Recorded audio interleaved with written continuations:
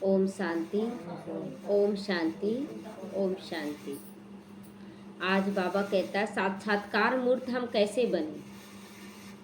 हमारा चेहरा चलन साक्षात्कार बाबा का करवाए वो कैसा हो। तो जैसे बाप का स्वरूप ही है विश्व सेवक का, वो पूरे विश्व की आत्माओं का सेवाधारी बनकर आया है। कितनी सेवाएं करता है, कोई इधर पुकारता है, कोई इधर पुकारता है। कभी ज्ञान मार्ग की आत्माएं पुकारती है तो कभी भक्ति मार्ग की आत्माएं पुकारती हैं, कभी कुछ मांगने के लिए पुकारती हैं तो कभी कुछ। और बाबा हर जगह हर एक आत्मा को मन को तृप्त कर देता है। तो बाबा कहता है कि ऐसे ही हम बच्चों को भी बनना होगा कि जितनी आत्माओं के संबंध संपर्क में आए सभी तृप्त होकर रहें, हमसे संतुष्ट होकर रहें। हमारे से उनको रूहानी वाइब्रेशन जाए, मनसा वाचा कर्मना क्या जाए, एकदम नेचुरल आत्मिक स्वरूप का संबंध जाए। हम इतना प्यार से सबके साथ रहें।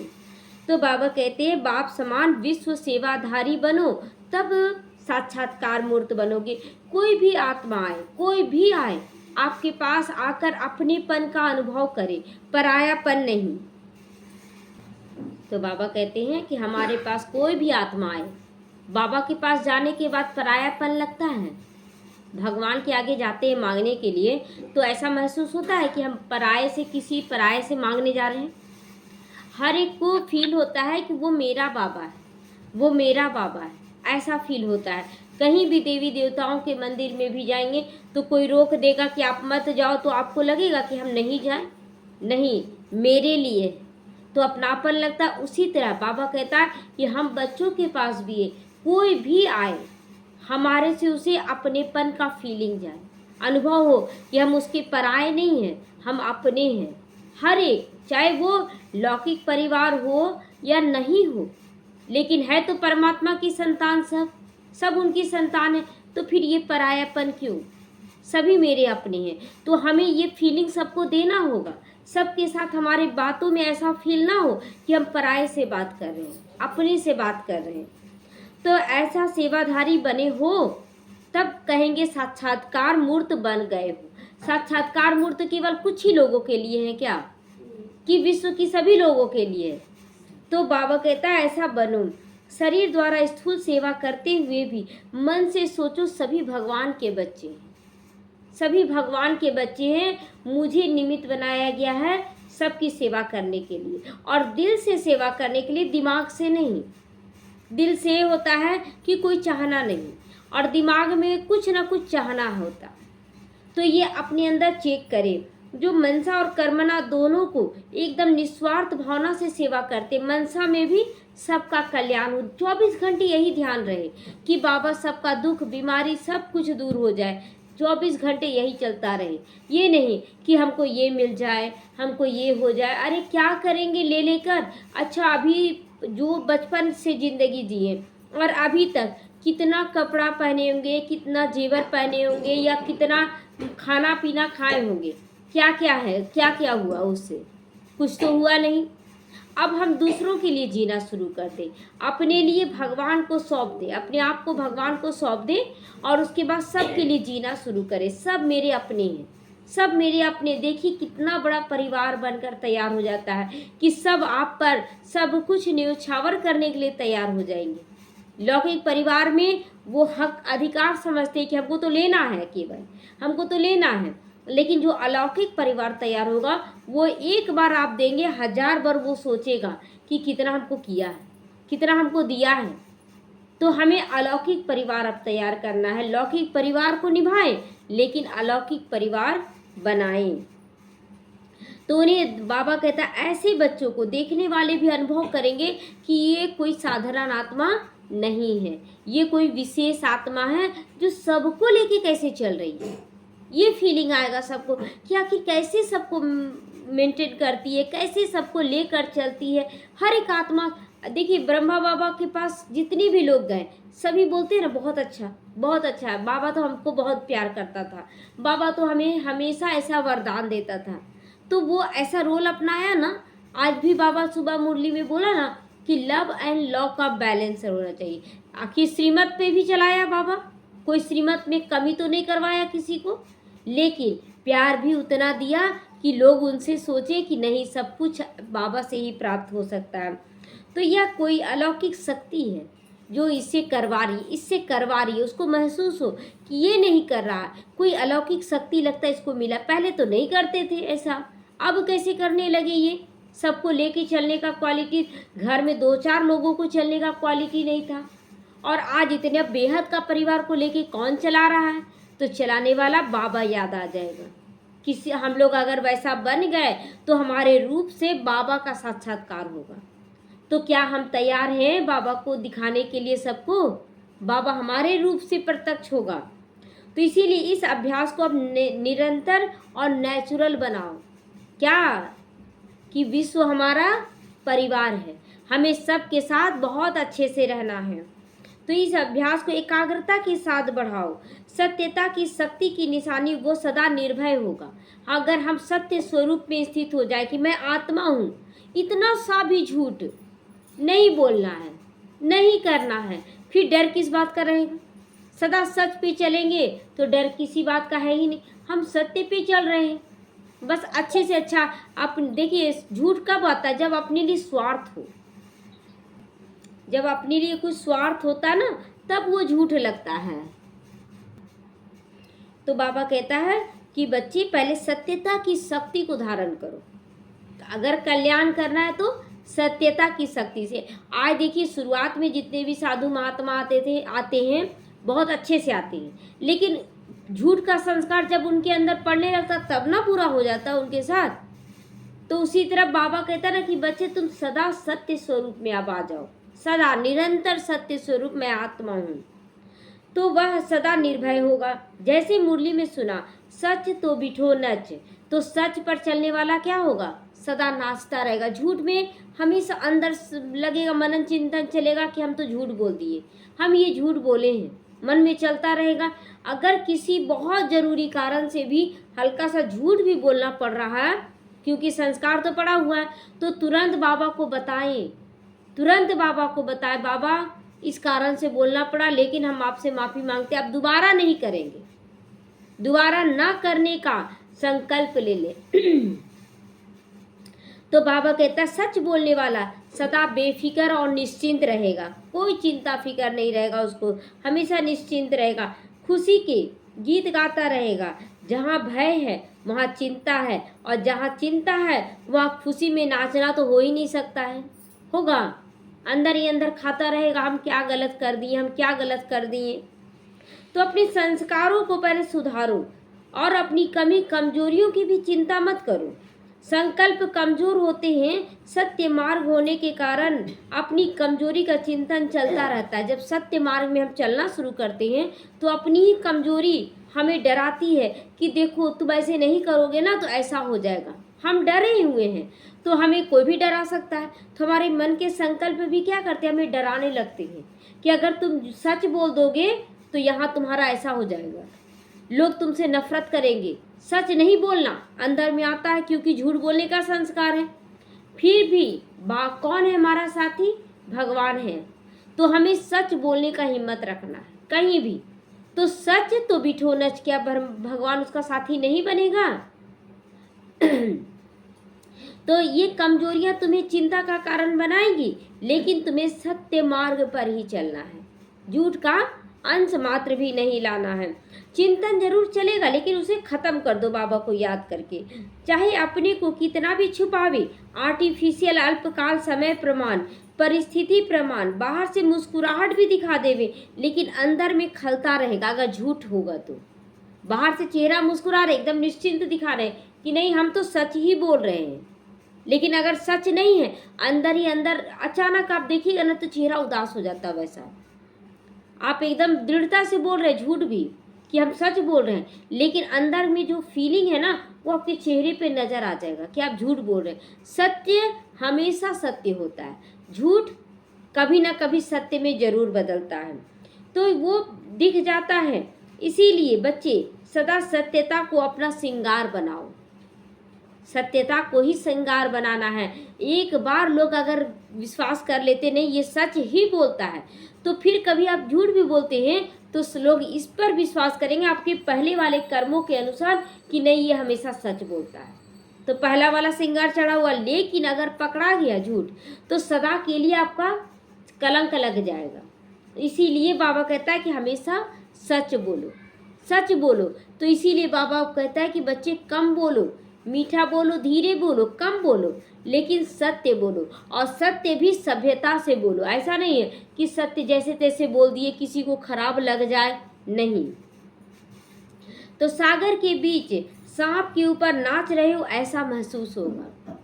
सागर के बीच कृष्ण क्या किए, सांप के ऊपर नाचे ना, मतलब विकार है चारों तरफ, लेकिन अगर हम सत्य पे चल रहे तो हम इसी दुनिया में रहते हुए भी हम नाचते गाते रहेंगे। इसी दुनिया में रहते, विकारों की दुनिया है, लेकिन हम फिर भी खुश रहेंगे। झूठ बोलने वाला, पाप करने वाला कभी खुश नहीं रह सकता है, अंदर ही अंदर वो जलता रहता है। तो इसीलिए हमें सत्य पे चलना चाहिए। तो सांप रहेगा, है सांप, लेकिन सत्यता की शक्ति से सांप भी नाचने का स्टेज बन जाएगा। किसी भी भयानक स्थिति हो, माया के विकराल रूप भी हो, संबंध संपर्क वाले परेशान भी करने वाले हो, वायुमंडल जहरीला हो, तो भी सत्यता की शक्ति को मत छोड़ना। एक बहन का हो रहा है, परिस्थिति चारों तरफ से बहुत भयानक आया हुआ है, ना इधर की है ना उधर की। बोली थोड़ा सा झूठ बोल सकते हैं, लेकिन बोले बिल्कुल नहीं, अभी चुप रह जाना ठीक है, लेकिन झूठ बोलना सही नहीं है, लेकिन सत्य बोल देना अभी से। लेकिन अगर जितना दिन होगा तो झूठ का तो प्रकोप बढ़ता जाएगा ना, इसलिए सत्य का सामना करने की भी शक्ति रखना है। ठीक है, 2-4 डांट मिलेगा, गाली मिलेगा, लेकिन झूठ नहीं बोलना है। तो बहुत भयानक स्थिति है तो भी सत्य का हाथ मत छोड़ना। हम बच्चों को क्लियर कर रहा है बाबा कि सत्य का हाथ किसी कीमत पे मत छोड़ना। बाबा कहता है कि कितना भी जहरीला क्यों ना हो परिस्थिति, लेकिन सत्य ही सत्य जीतेगा ही जीतेगा। तो शक्ति बन जाएगा और फिर खुशी में नाचते रहोगे, निश्चिंत हो जाओगे। चलो मेरा बोझा उतर गया। जैसे कभी कभी होता है ना कि बहुत सारा झूठ अंदर में रहता है, अगर सच बोल दिए तो लगेगा कितना सारा बोझा था अंदर में, वो सारा उतर गया, चलो अब निश्चिंत हो गया, अब हमको छुपाने का जरूरत नहीं है। तो बाबा कहते देखो बच्चे, बाप है अपने बच्चों का कल्याणकारी, बाबा है ना कल्याणकारी, तो वो अकल्याण तो होने नहीं देगा। जब हम उसकी श्रीमत पर चलकर सच बोलना शुरू कर दिए तो बाबा कहता अकल्याण होने नहीं देंगे तुम्हारा, तो मेरा हाथ पकड़े हो।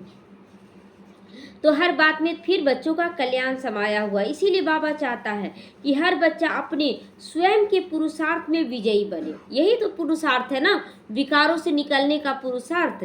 तो बाबा कहता है अपने अंदर विजयी बनो, नहीं तो अंत में बाबा तो बच्चों को उनके संपन्न स्वरूप तक पहुंचा ही देता है।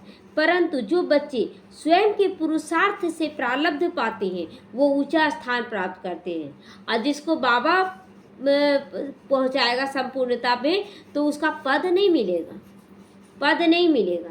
तो इसीलिए पद पाना है तो खुद ही पुरुषार्थ करे, अपने अंदर के विकारों को खत्म करने का, अपने अंदर की कमी कमजोरियों को समाप्त करने का, क्योंकि ये भाग्य बनाने का समय है। ये समय फिर 100% आपको सहयोग दे रहा है। ये जो संगम युग है, आप एक जैसे बोलते हैं ना, सीजन में अगर बीज रोपते हैं तो जल्दी बड़ा होता है, अब बिना सीजन के रोपे तो नहीं बड़ा होता, फल देगा नहीं देता है। उसी तरह ये संगम युग सीजन है। किस चीज़ का सीजन है? अच्छे कर्मों का बीज बोने का, अच्छा जीवन पाने का है। ये संगम युग चल रहा है दुनिया के लिए, कल युग, और हम लोग भगवान के बच्चे बन गए तो हमारे लिए संगम युग। तो ये संगम युग चल रहा हमारा भाग्य उदय करने का। तो बीज अभी बोना है, अभी भाग्य ये है कि ज्ञान मिल गया कि अभी बीज बोना है, तो अच्छे कर्मों का बीज बोते चले जाए। हर आत्मा के लिए अच्छा अच्छा सोचना है। तो ये संगम युग का है, जबकि स्वयं परम पिता परमात्मा तुम्हारा साथी और सहयोगी है, जिसको पाने के लिए आज देखो सारी दुनिया की आत्माएं क्या क्या कर रही हैं भगवान को पाने के लिए। और हम बच्चों को सहज मिल रहे हैं, भगवान रोज पढ़ा रहे हैं, तो फिर क्यों ना पढ़ें, क्यों ना हम अपना भाग्य बनावें। तो बाबा कहता है कि वह आप सब जानते हो कि क्या प्राप्ति बाबा कराने आया है, जानते हैं ना। आज बाबा रोज स्वर्ग का कुछ ना कुछ सीन इमर्ज करवाता है ना, मुरली के दौरान भी इमर्ज कराता। बच्चे जिसकी तुम कल्पना भी नहीं कर सकते हो, इतना स्वर्ग में सुख मिलेगा, इतना सुख। इसीलिए आज तक लोगों के मुख पर स्वर्ग का नाम आते ही मुख मीठा हो जाता है। मेरे लिए स्वर्ग है। स्वर्ग क्या होता है? स्वर्ग में क्या क्या चाहिए? आपका तन सुंदर भी होगा, शक्तिशाली भी होगा और स्वस्थ भी होगा। सबसे पहले तन का सुंदर, शक्तिशाली और निरोगी काया, ये तीनों चीज चाहिए। उसके बाद अपने मन को देखें कि मन भी बहुत सुंदर होगा, सबके लिए अच्छा अच्छा सोचने वाला होगा, किसी के लिए कुछ बुरा नहीं, सब अच्छा ऐसा सोचने वाला होगा। उसके बाद अपने लिए ही सोचे कि धन संपत्ति कैसा होगा, भरपूर, मतलब आपकी सोच से भी बहुत ज़्यादा भरपूर। उस सोच भी नहीं सकते कितना भरपूर होगा, मतलब देख कर लगे मन भरा हुआ, इतना भरपूर होगा। रोज नाचना गाना खाना पीना ऐश मौज, ये स्वर्ग की निशानी है। फिर है संबंध संपर्क, वो भी बहुत सुंदर संबंध होंगे, सब एक दूसरे के साथ प्यार करेंगे। स्वर्ग तो स्वर्ग ही है और बाबा वहाँ ले जाने की तैयारी कर रहा। तो तैयारी के लिए तो पहले यहाँ तैयार करेंगे ना सब कुछ। तो बाबा कहते हैं बच्चे तैयारी करो, तैयारी करो और खुद ही तैयारी करो। बाबा तो रास्ता बता रहा है, बस चलते जाओ। सतयुग से लेकर कलयुग तक आप भिन्न भिन्न आत्माओं के संग रहते आए हो, बहुत सारे हिसाब किताब बनाते आए हो। तो सारा हिसाब किताब चुकतू भी करना है, तब जाके वो खुशी मिलेगा। कोई दुख दे रहा है, समझ लीजिए हम इसको दुख दिए हैं, तो दुख दिए हैं तो उसको चुकतू करना है। चलो क्षमा मांग ले, क्षमा कर दे और उसके साथ अच्छा करना शुरू करें। ये नहीं मेरे साथ ऐसा ये क्यों करा, ये सब खत्म। आज के बाद कोई क्वेश्चन मार्क नहीं। जो दुख दे रहा है तुरंत समझे हमने इसे दुख दिया है। तो बाबा कहता है वह परमात्मा आकर आप बच्चों को भी पढ़ा रहा है, सतयुग से लेकर कलयुग तक के लिए आपका प्रारब्ध बना रहा है। जब आप बच्चे परमात्मा श्रीमत पर चलकर इसी जीवन में वह सुख को, आनंद को प्राप्त कर लेते हो, तो जिसके आगे सतयुग का सुख कुछ भी नहीं है। जो अभी सुखी संपन्न हो जाएंगे, तो बाबा कहता है सतयुग का सुख तो आप रूपी मिलेगा। तो यहाँ कलयुग में रहते हम निश्चिंत हो रहे हैं, हम बहुत खुश हो रहे हैं, सब कुछ बहुत अच्छा हो रहा है। तो सोचिए कि जब कलयुग में रहकर सब कुछ अच्छा हो रहा, सतयुग का क्या कहना, वो तो होना ही अच्छा है। देखो बाप सतयुग में आप बच्चों के साथ नहीं आएगा, तो आप जो परमात्मा प्राप्ति का सुख यहाँ ले रहे हो, वह अभी जो प्राप्त करोगे उसका पद्मा गुना वहाँ मिलेगा। सोचिए, तो बाबा तो यही दिखा दे रहा है ना, सुख सब कुछ प्राप्ति स्वरूप तो यही दिखा रहा, निश्चिंतता यहाँ दिखा दे रहा, और इसी का पद्मा गुना वहाँ मिलेगा। तो कितना सोचना है, कितना तैयारी करना है। तो बच्चे बस पुरुषार्थ करो, त्याग करो, तपस्या करो। अभी दुनिया को देखकर भागना नहीं है कि हमको ऐसा करना, हमको ये लेना है वो लेना। दुनिया के आकर्षणों में भागोगे तो वहाँ का प्रारब्ध खत्म कर दोगे। तो यहाँ पर अभी केवल जमा करना है, जमा करना है। तो पुरानी दुनिया के सभी सुख सुविधाओं के बीच रहते हुए मन मना भाव, बाबा मतलब ऐसा बाबा बनाना चाहता है ना कि आप सब कुछ भोग रहे हैं सुख, लेकिन नहीं भी मिले तो कोई फर्क ना पड़े, ऐसी स्थिति हो जाए। हम सब कुछ कर रहे हैं लेकिन नहीं भी मिले तो एकदम निश्चिंत रहे, हर हाल में हम सुखी रहें। ये नहीं कि आज मिल रहा कल ना मिले, बाबा नहीं मिल रहा हम क्या करेंगे, क्या खाएंगे, क्या, कुछ नहीं, एकदम निश्चिंत स्थिति हो जाए। तो इसके बीच रहते मन मना भाव और बुद्धि द्वारा योग लगाते रहो, मैं बाबा की गोद में। हर वक्त 56 भोग मिले तो भी वाह वाह, और नमक रोटी मिले तो भी वाह वाह, ऐसी स्थिति बन गई है ना, बनी है सबकी। तो बाबा कहता है हाथ उठाओ, जिसकी स्थिति बन चुकी है वो हाथ उठाओ। बना है कि 56 भोग भी मिले तो संतुष्ट और नमक रोटी भी मिले कोई क्वेश्चन नहीं, आज ऐसा क्यों। तो यही आनंद में परिवर्तन हो जाएगा। आनंद में होगा कि नहीं, निश्चिंत है, खुश है, जो मिल रहा है सब संतुष्ट है। तो बाबा कहता है कि यही आनंद में परिवर्तन हो जाएगा। इसीलिए बच्चे अब समय व्यर्थ ना करो, हिम्मत का कदम बढ़ाते रहो, दृढ़ता पूर्वक बढ़ाओ। बाबा जो कह रहा है उस पे बस चलते जाओ, चलते जाओ। बाबा तो आपका जिम्मेवार है ही, सब कुछ ठीक करने के। तो यह पुरुषार्थ आगे चलकर थोड़े ही समय में बहुत बहुत बहुत सुख देने वाला है। यही पुरुषार्थ आज दे रहा है कि नहीं? आज दे रहा है कि नहीं? कोई चिंता है? कोई सोच में है कि क्या होगा, कैसे होगा? बाबा बैठा ना, बाबा को योग लगाते हैं, बस बाबा तुमको समर्पित। कितना मजा आ रहा है इस जीवन में। और बाहर वालों को देखते ना, छोटी छोटी बातों में परेशान होना, दुख बीमारी, कितना कुछ हो रहा है।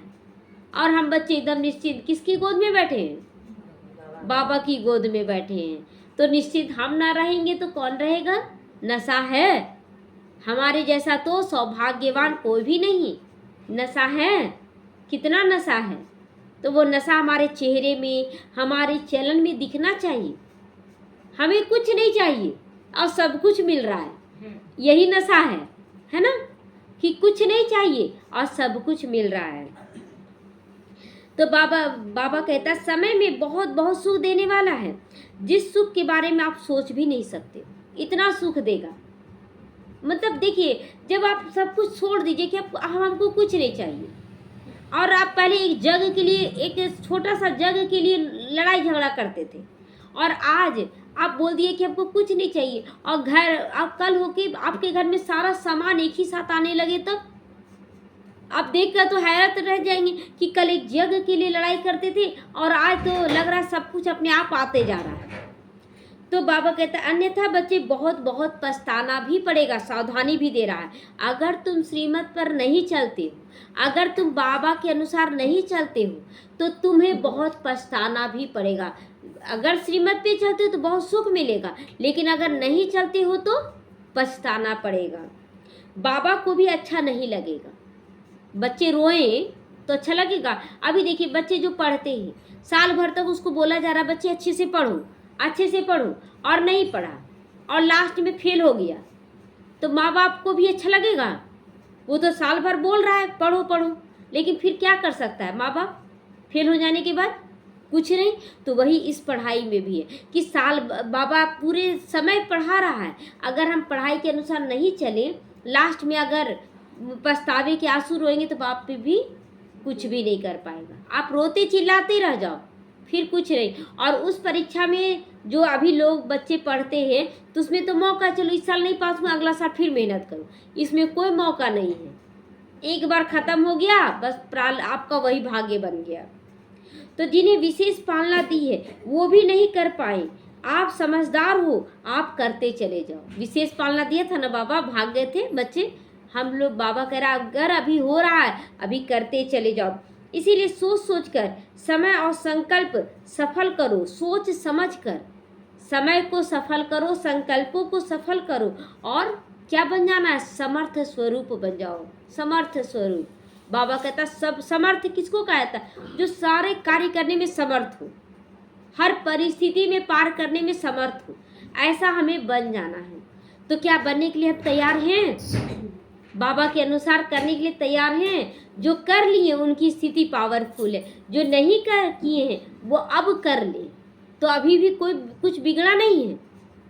अंत भला तो सब भला है ना, तो अभी से भी कर लेंगे तो सब कुछ अच्छा हो जाएगा। ओम शांति।